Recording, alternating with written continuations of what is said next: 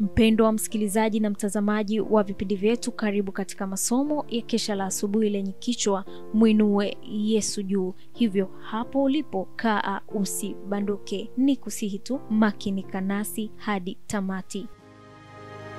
Piga panana ya makelele, Yesu yuaja tena. Ipaza sauti, imba sana. Yesu yuaja tena. Anakuja, anakuja. Yesu yuaja tena.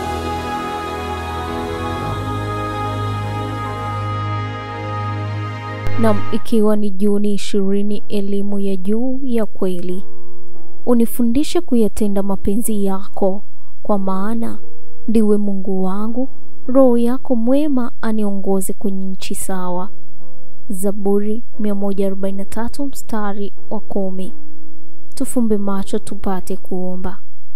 Asante Baba kwa asubuhi njema.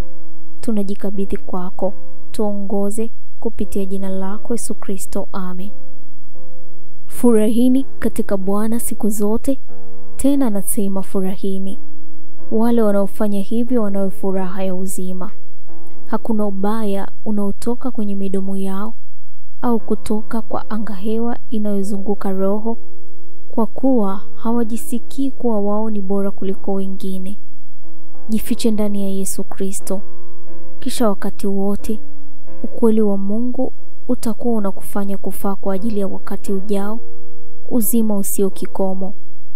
Unapomwamini Mungu, uzoefu wako sio wa kukopeshwa, ni wa kwako mwenyewe. Hata uwe na tabia gani, Mungu anaweza kuifinyanga tabia hiyo kiasi kwamba itakuwa nzuri na kama ya Kristo. Kwa imani iliyo hai unajitenga na kila kitu kisichopatana na mapenzi ya Mungu, na kwa namna hiyo unaleta mbingu maishani mwako hapa chini. Je, utafanya hivi? Ikiwa utafanya hivi, basi utakuwa na nuru ya jua katika kila hatua. Elimu ya juu ya kweli ni ile ambayo inapokelewa kwa kuketi miguuni pake Yesu. Nyenyekeeni chini ya mkono wa Mungu ulio hodari, naye atawainua. Huna haja ya kujisakamua ili kujiinua. Mkabidhi yeye kazi zako. Ifanyeni kwa uaminifu, kwa unyofu, katika kweli, katika haki, na utakuta kwamba kila siku inaleta malipo yake, na kwamba nuru ya mbinguni inakuangazia.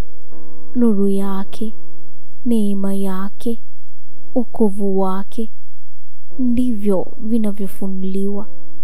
Tunajua kidogo sana juu ya Yesu Kristo, ndio maana tunaweza kufahamu kwa ufinyu sana kile atakachotufanyia. Mungu anataka tujifunze kwake. Hebu ujenzi wako wa tabia upatane na mtindo mzuri uliofunuliwa kwa wanadamu katika maisha ya Kristo. Katika maisha yako yote, unapaswa kufanya kama mkulima afanyavyo katika kuzalisha matunda ya duniani. Inavyoonekana, anaitupa mbegu, kisha inazikwa katika udongo. Mbegu katika kufa inaota. Nguvu za Mungu aliye hai huipa uhai na nguvu, na inaonekana kwanza jani, tena suke, kisha ngano pevu katika suke. Jifunze mchakato huu ajabu. Kuna mengi sana ya kujifunza, mengi sana ya kuyaelewa, ambayo inaonekana kana kwamba hatuwezi kujifunza kila kitu katika maisha haya, na hatuwezi. Lakini ikiwa sasa tutaboresha akili zetu kwa kadiri ya uwezo wetu, tutaendelea katika enzi za milele kudumu kujifunza njia na kazi za Mungu, tukiendelea kufika juu zaidi na zaidi. Tunahitaji sasa akili zinazoweza kuelewa usahili wa utauwa. Zaidi ya tunavyotamani kitu kingine chochote, tunapaswa kutamani kuwa na Yesu Kristo. akikaa katika hekalu la nafsi, kwa sababu hawezi kukaa humo bila kufunuliwa na kuoneshwa katika matunda na matendo mema. Mungu anataka kila mmoja wenu awe mkono wake wa msaada, na ukijitoa kwake atakufundisha na kufanya kazi kupitia kwako ili uweze kushiriki na wengine. Kisha utaweza kusema, Ee Mungu, mkono wako wa kuume umenitengeneza.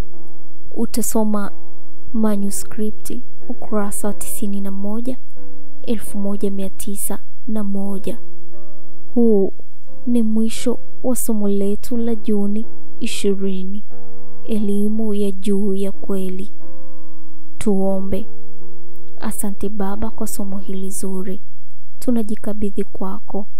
Tunaomba utufundishe zaidi na zaidi, tuweze kusogea karibu na wewe na tuweze kuishusha mbingu katika maisha yetu, kupitia jina lako Yesu Kristo, amen. Barikiwa nami mwaka 2025 katika masomo haya. Anakuja, Yesu yuaja.